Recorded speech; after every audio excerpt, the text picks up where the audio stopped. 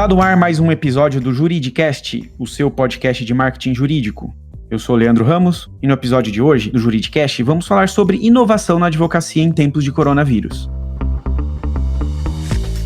Basicamente, existe um clichê no mundo dos negócios, que diz que toda crise traz desafios e também gera oportunidades. Baseado nesse senso comum, que apresenta muita sabedoria, afinal, fica uma pergunta que é: como aproveitar essa pandemia para inovar na advocacia?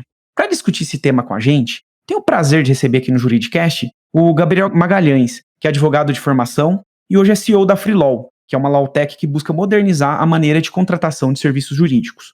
O Gabriel também comanda um podcast que é o Law to Lawyer, que é um podcast muito legal e que acompanho no meu dia a dia. Gabriel, seja muito bem-vindo ao Juridicast. Oi, Leandro. Olá a todos os ouvintes. Bom dia, boa tarde, boa noite. É um prazer estar aqui com vocês. Geralmente eu estou aí na ponta de apresentador, legal sempre ser convidado também. É muito bacana o trabalho da Javali Digital e espero que eu consiga contribuir aqui com as expectativas de vocês. É um prazer, Gabriel, tê-lo aqui, né? E, Gabriel, para a gente entrar aqui já no nosso tema, na sua opinião, o que vai acontecer com o mercado jurídico após a pandemia do coronavírus? Bom, Leandro, essa pergunta aí de R$1 milhão, né? É difícil de a gente cravar, né? Conversando muito com o mercado, a gente também fez alguns estudos de mercado bem profundos. Lá na Freelaw a gente lançou um paper, que a gente fez uma análise econômica Perfeito. sobre os impactos da Covid na advocacia. Um dos trabalhos que a gente fez foi analisar como que geralmente o mercado jurídico reage a crises econômicas. Então a gente foi analisando ali como que foram nas últimas crises anteriores, como que está sendo agora. E o que a gente está percebendo é que o mercado jurídico, ele, em regra, ele é anticíclico, né? Ele é um mercado que ele geralmente ele cresce durante as crises financeiras e econômicas que acontecem, porque a gente ganha dinheiro resolvendo problema, evitando problema.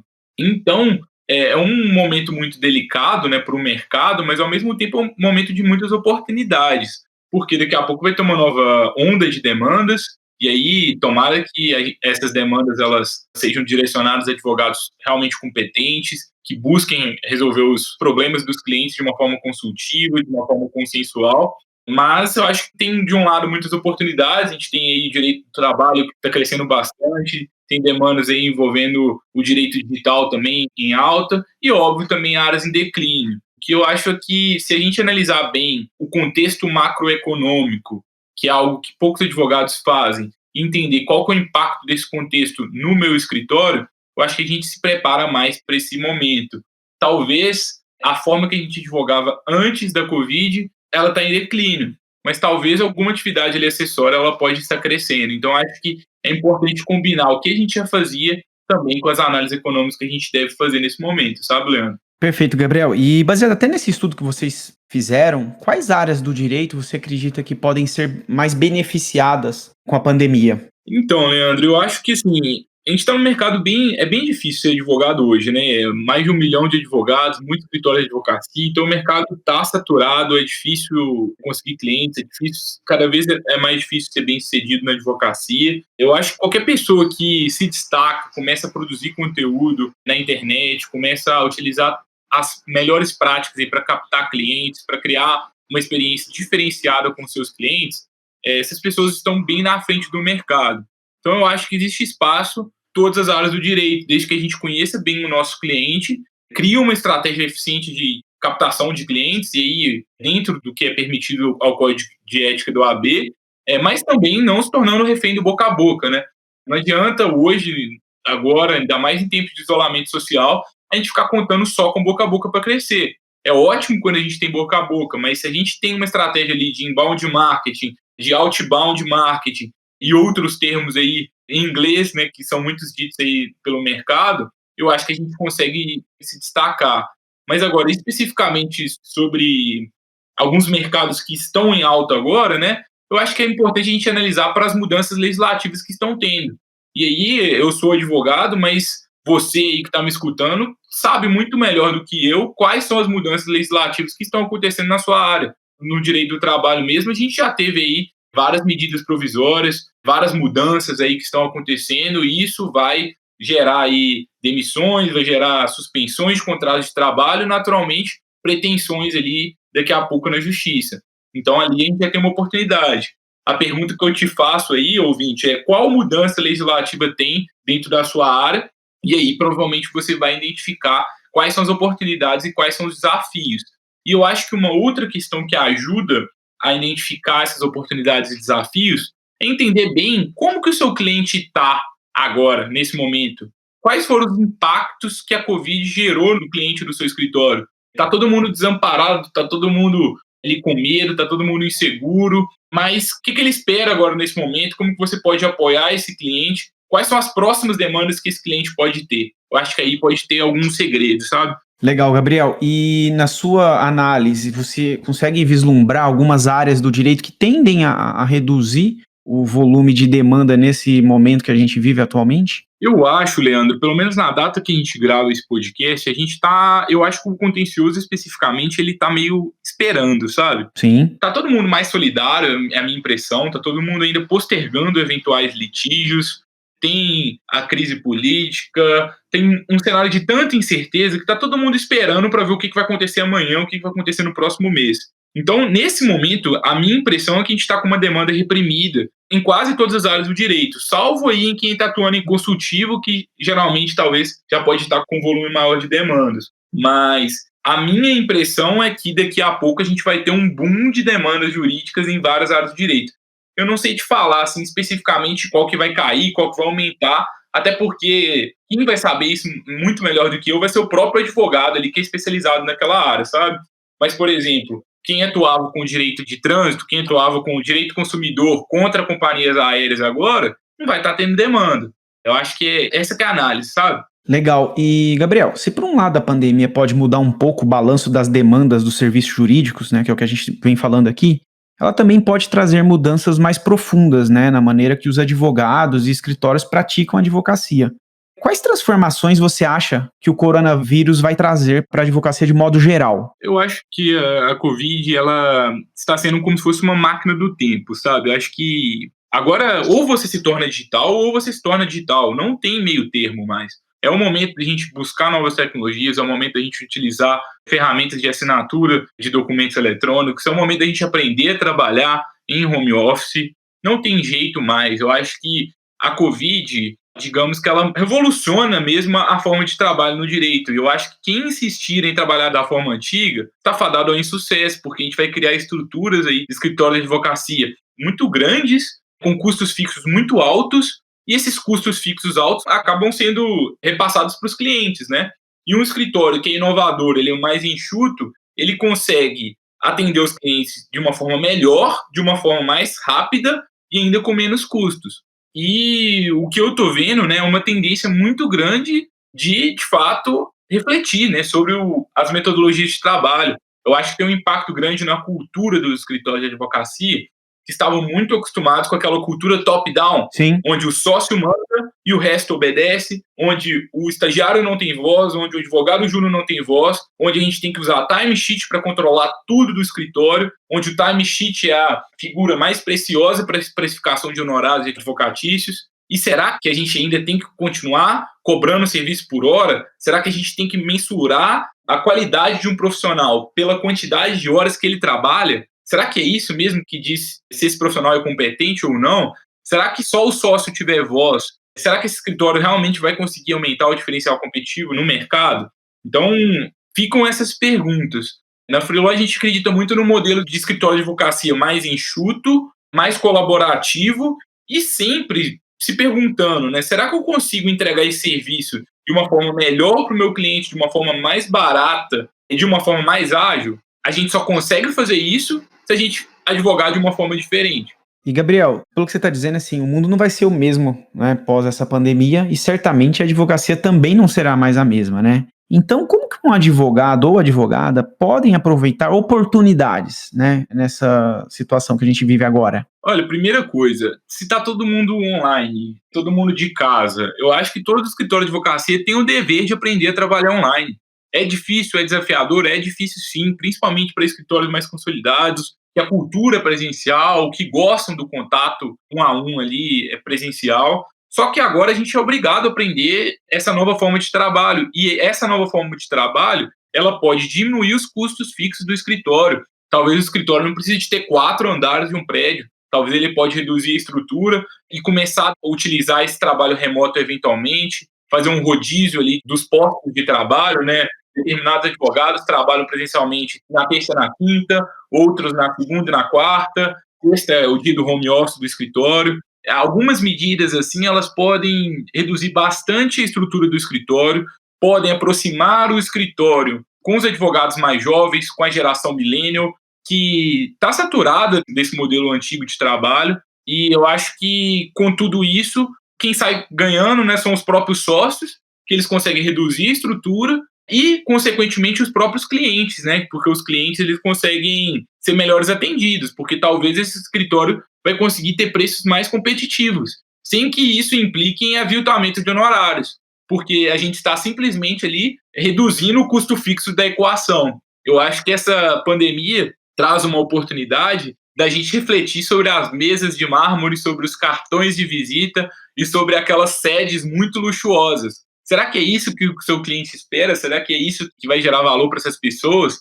Talvez muito mais do que isso, que vai gerar valor é se o seu escritório começar a produzir conteúdo, começar a se relacionar com o seu cliente na internet, começar a se movimentar digitalmente. Está na hora, sem dúvida, de começar a criar uma presença digital. Eu acho que são várias ferramentas que podem ajudar os advogados, mas uma frase que eu gosto de falar bastante lá na Freeló é que antes da gente buscar qualquer tecnologia, é importante que a gente se torne inovador.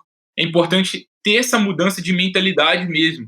Porque se o escritório ele não entende esse movimento e não prioriza isso na agenda ali do escritório, dificilmente esse escritório vai conseguir aproveitar o melhor dessas novas tecnologias. Ainda dentro desse contexto, Gabriel, de oportunidades, como que um escritório pode ampliar os serviços jurídicos oferecidos? Afinal, muitas demandas, né, vão surgir por conta da crise e muitas vezes o escritório ele não oferece determinada prática jurídica. Essa pergunta que você me faz, Leandro, ela me remete muito ao que a gente faz na Freeló, né? Contextualizando brevemente o que a gente faz, né? A Freeló, nós somos uma Lawtech, eu sou advogado, como o Leandro disse, há um pouco mais de 2 anos, no início de 2018, eu e a Júlia, que é minha sócia, ela também é advogada, nós participamos de um evento que chama Global Legal Hackathon. Hoje esse evento até ficou bem famoso, que é uma maratona de direito e tecnologia. Naquela oportunidade a gente foi lá realmente porque a gente queria inovar na advocacia, queria conhecer as tendências do mercado, só que a gente acabou saindo do evento com uma das soluções premiadas e saímos de lá com 6 clientes e a gente foi tocando ali a empresa paralela à advocacia, até que chegou um momento que a gente teve que realmente sair da advocacia para cuidar exclusivamente da empresa. O que a gente faz? Nós somos a forma mais segura para que escritórios de advocacia contratem advogados sob demanda, para a elaboração de petições, contratos e consultas. Então, o que a gente faz é uma conexão entre escritórios e advogados que prestam serviço sob demanda. Na prática, por que o escritório contrata com a gente? Ou porque ele está sobrecarregado, os sócios eles querem se tornar mais estratégicos e menos operacionais, sem que eles tenham que contratar vários advogados ali, aumentar a estrutura.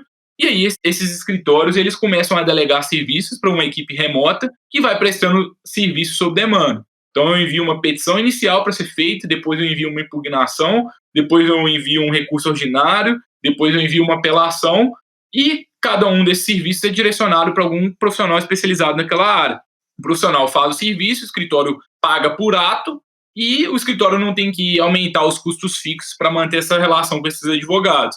Então, ou o escritório utiliza a gente para aumentar os braços, né, de execução sem que tenha que aumentar o custo fixo, ou para aumentar o portfólio de serviços que oferece aos clientes. Então, por exemplo, se eu atuo na área de direito do trabalho e o meu cliente também tem problema tributário e societário e eu não atuo nessas áreas, eu posso contratar alguém por meio da Freeló para que eu consiga atender esse cliente nessa área e fidelizar aquele cliente.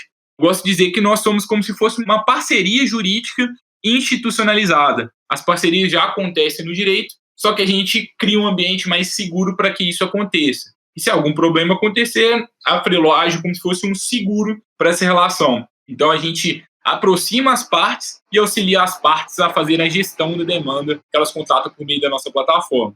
E, Gabriel, quem são os advogados que fazem parte da base de profissionais da Freeló? Bom, Leandro, hoje a gente tem mais de 1.600 advogados. Perfeito. Em todas as regiões do Brasil, então de norte a sul mesmo. Tem desde advogados júniores, sêniores, doutor em direito, mestre em direito, pós-graduado em direito, advogado que acabou de formar. E o que eu acho legal, né, é que o que a gente faz, a gente tem um sistema inteligente que ele cruza as informações dos serviços que o escritório de advocacia envia para a gente e os perfis dos profissionais, para que a gente direcione o serviço para o profissional mais adequado para aquela demanda. Quem que vai ser o profissional mais adequado para aquela demanda? Depende. Se é uma demanda muito complexa, a gente vai enviar para um profissional mais sênior. Se é uma demanda ali mais simples, talvez a gente vai enviar para um profissional mais júnior, que ele tem experiência na área, mas não é tanta experiência assim, e naturalmente esse profissional consegue fazer esse serviço por um preço mais baixo, que vai ser legal tanto para o escritório que está contratando, quanto para aquele profissional que está fazendo o serviço. Então, gosto de dizer que, seja para demandas mais complexas ou menos complexas, a gente consegue atender os escritórios. E aí tem de todas as áreas do direito mesmo, assim, direito agrário, direito médico, trabalhista, civil, societário, então várias áreas do direito mesmo, até áreas que eu nem sabia que existia, viu, Leandro? Por mais que eu seja advogado, o direito é tão amplo que Sim. você assusta um pouco. Direito aduaneiro, marítimo, então tem muito profissional mesmo. E aí o que a gente faz é, a gente só direciona os serviços para aqueles advogados que são pré-selecionados para aquele serviço, na verdade, né? Então, se o profissional ele é especialista em direito trabalhista, ele não pode fazer proposta para uma demanda de direito criminal, por exemplo. E quando um advogado se cadastra na plataforma, vocês fazem algum tipo de verificação desse profissional? Então, Leandro, o que a gente faz hoje é o seguinte, né? Como que funciona o sistema de controle de qualidade da Freeló? Os profissionais eles se cadastram na plataforma e o escritório ele envia a solicitação de serviço e a gente cruza os dados, igual eu disse ali anteriormente. Perfeito. A nossa equipe ela faz a verificação ali das OABs do profissional para saber se ele está com a OAB válida ou não, e o profissional ele preenche o perfil. Antes do escritório contratar aquele profissional, ele pode ler todo o perfil do advogado, conversar com o advogado pelo nosso sistema de comentários, e se tiver alguma dúvida também, ele pode acionar o nosso suporte.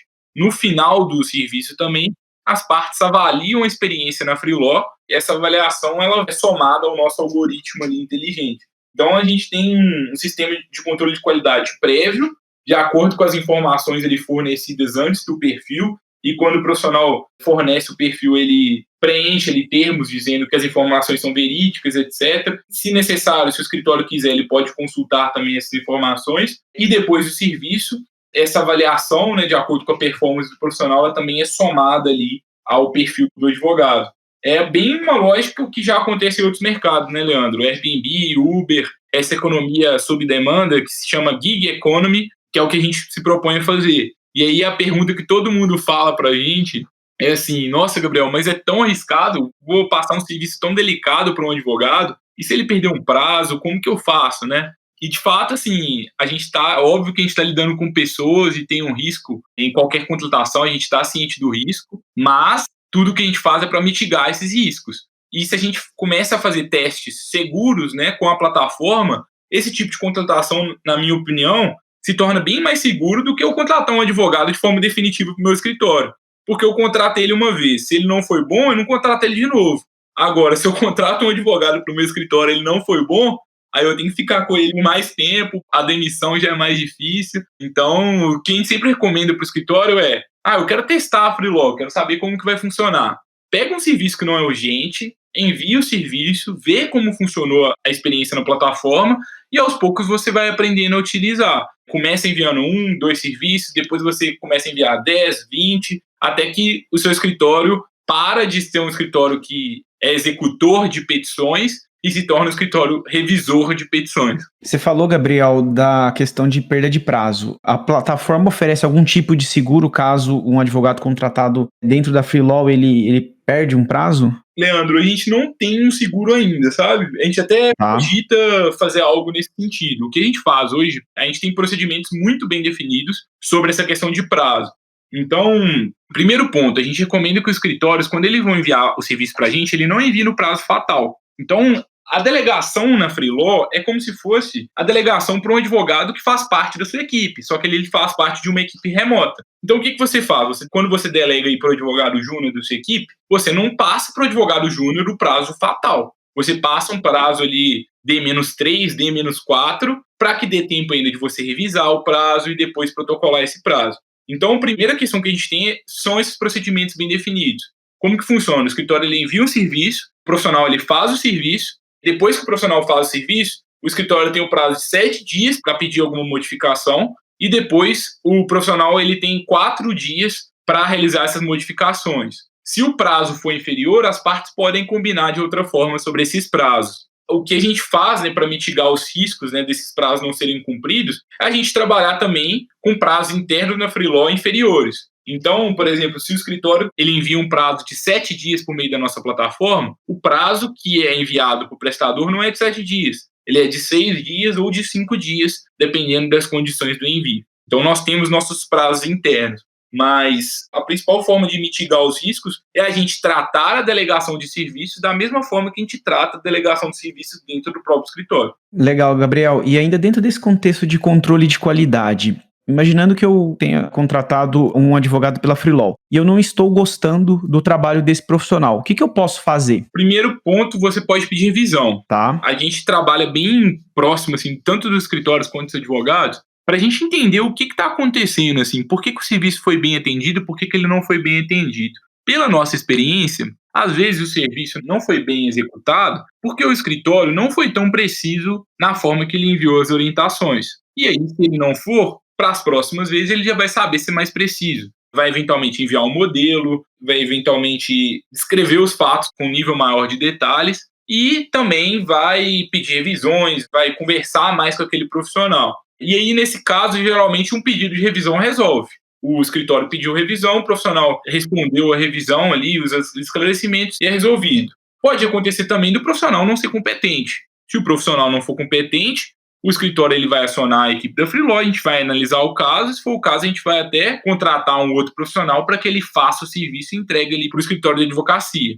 Então, a gente está sempre atuando de uma forma próxima, sabe, Leandro? Eu gosto de dizer que o risco existe na contratação, mas a gente lida com o risco de uma forma bem transparente com os envolvidos e a gente ajuda a resolver os problemas da forma mais ágil possível. Gabriel, para quem está nos ouvindo agora, no final, qual que é a grande vantagem de se contratar uma ferramenta como a Freeló? Então, Leandro, eu acho que a primeira questão, assim, eu acho que nenhuma ferramenta vai salvar um escritório, sabe? Como eu disse lá anteriormente, antes de usar a ferramenta, a gente precisa de se tornar inovador e realmente mudar um pouco a cultura do escritório para realmente aumentar o diferencial competitivo do escritório no mercado de hoje, no mercado mais digital.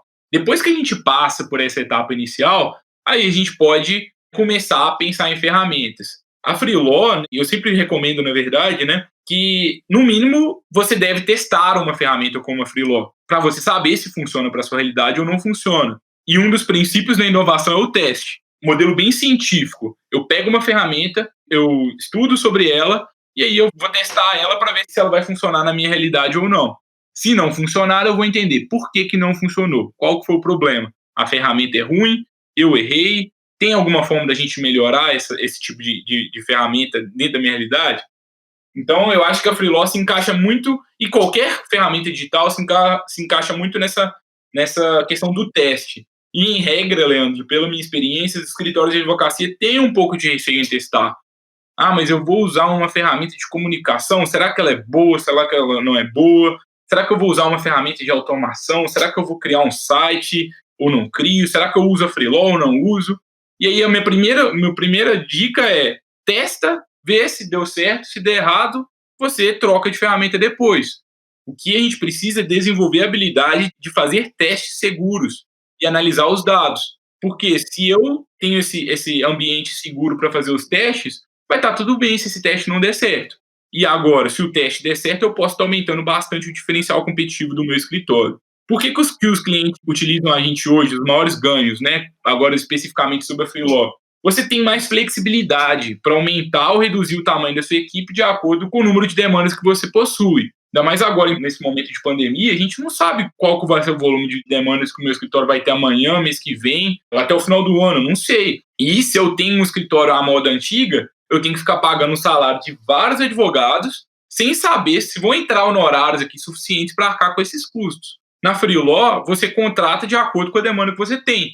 Então, você fechou um contrato, surgiu a necessidade de uma demanda, você envia essa demanda, o profissional faz o serviço e ele te envia. A negociação dos valores ali é entre o escritório e o advogado, e se o escritório não gostar do profissional, do perfil dele, ou não gostar da oferta enviada, ou ele cancela a ordem de serviço, ou ele contrata o outro advogado. Então, o escritório ele pode aumentar essa flexibilidade, né, para aumentar ou reduzir o tamanho da equipe, também para aumentar ou reduzir o portfólio de serviços que oferece aos seus clientes, e também o escritório, os sócios, eles podem se tornar mais estratégicos e gastar menos tempo fazendo petições e gastar mais tempo revisando petições. Aí, Leandro, sobra tempo para que o escritório pense em marketing, para que o escritório pense em produção de conteúdo na internet, para que o escritório busque mais inovações, busque mais tecnologias, para que os sócios se qualifiquem como gestores e para que os sócios comecem a analisar dados e métricas para o negócio. Legal, Gabriel, você foi respondendo aqui essa última pergunta e me surgiu uma dúvida que imagino que pode ser dúvida dos nossos ouvintes também.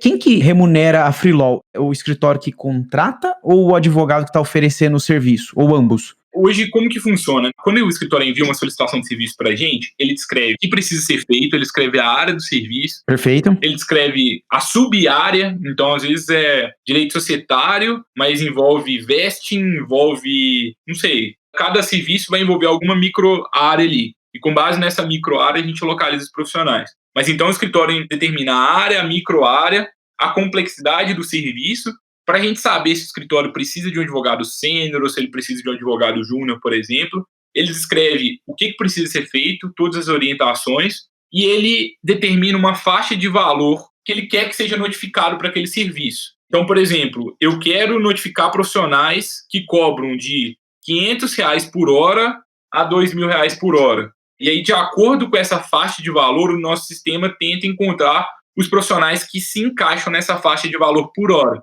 Porque tudo isso a gente vai saber se o escritório quer alguém mais júnior ou mais sênior e em qual especialidade. Aí o profissional, ele analisa o caso e ele estima quantas horas que ele vai gastar para fazer aquele serviço. Então, se o meu valor hora cadastrado na plataforma é R$300, eu acho que eu vou gastar 8 horas para fazer um serviço, eu quero receber R$2.400. Então, o profissional, ele receberia R$2.400 por esse serviço, e a Freelaw cobra uma taxa de 20% sobre esse valor.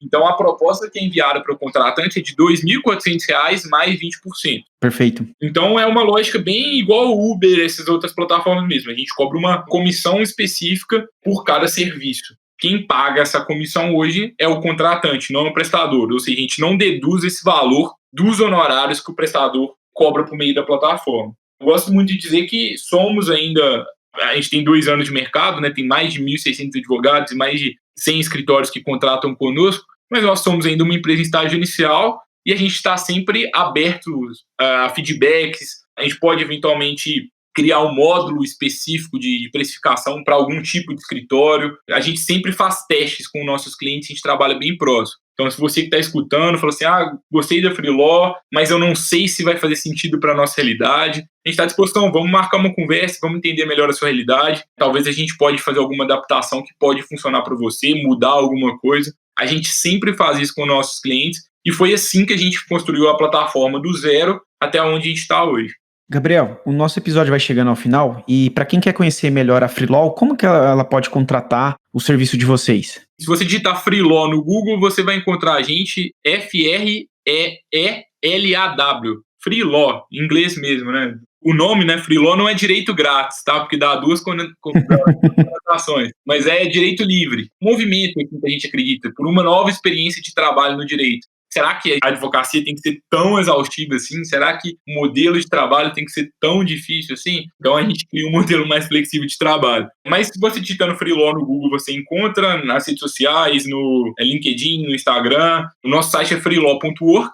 Você entra no site, depois você vai entrar na nossa plataforma, que é app.freelaw.work. Lá você faz o seu cadastro gratuito. Você pode prestar serviços ou contratar profissionais. Na data de gravação desse episódio, a gente não cobra nenhuma mensalidade, a gente não cobra nenhuma taxa para que você realize o cadastro. Você realiza o cadastro, se você quiser prestar serviços, é só você preencher o seu currículo online.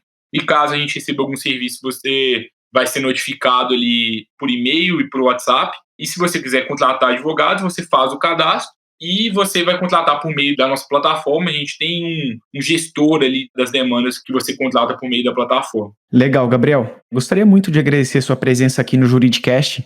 E como eu sei que você, assim como a gente aqui no Juridicast, estuda muito sobre o universo jurídico, eu já deixo o meu convite para você retornar mais vezes. Vou aceitar com certeza, Leandro. Estava falando aqui antes do episódio começar, eu acho que a gente vive muito em uma bolha, assim, todo mundo que fala sobre inovação, todo mundo que fala sobre tecnologia, todo mundo que fala sobre marketing jurídico.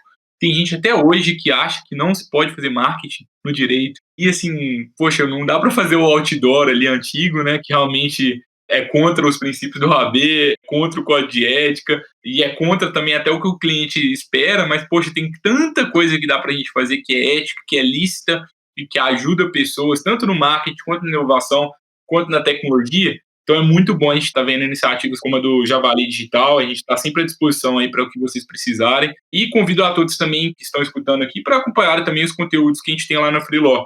Nossa missão é trazer uma nova experiência de trabalho para o direito, ajudar os escritórios a utilizarem mais dados, utilizarem mais tecnologia e mais inovação em suas realidades, e também ajudar os advogados a trabalharem de uma forma mais legal, mais saudável, né? Eu acho que hoje a gente tem muitas pessoas com burnout no direito, o ambiente é muito estressante, a profissão é muito estressante, mas a gente acredita muito que se a gente alia tecnologia a isso, a gente consegue fazer tudo ser mais leve, né? E ao mesmo tempo ser melhor para os nossos clientes. Muito obrigado de novo, Leandro. Foi um prazer participar aqui com todos vocês. Eu que agradeço, Gabriel. Gostou desse podcast? Então acompanhe o Juridicast, um podcast da agência Javali, líder em marketing jurídico no Brasil.